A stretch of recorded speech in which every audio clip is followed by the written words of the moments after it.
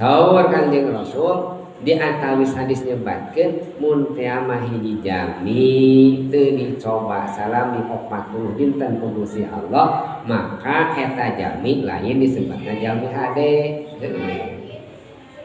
Salami 40 dinten nya teh jami teh pernah we hiji waktu mah nahan salesna, nahan nyeri bujur, nahan nyeri cangkeng, nahan diudag-udag ku rentenir baru bae teh hirup kurang di alamnya teh aya ka nyeri alhamdulillah syukuran ngan ulah ngarasula cing sabar geuning Gusti abdi mah masih keneh dipercantan ku salira boga rasa non ka nyeri eta musibah eta teh ciri jalmi nu sae lamun jalmi nu awon mun teh mas dina salami 40 dinten eta jalmi teu pernah kenging musibah acan teu pernah hirupna teh susah acan lain jalmi sae eta teh.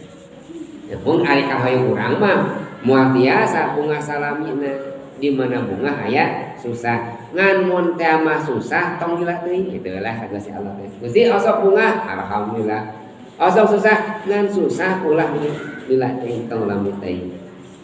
Allah nggambarkeun da urang mah hayang bungah teh saur Allah teh nurata di alam dunya teh bungah jeung susah kasaha dipasikeun Gusti Allah ka bungah jeung ka susah.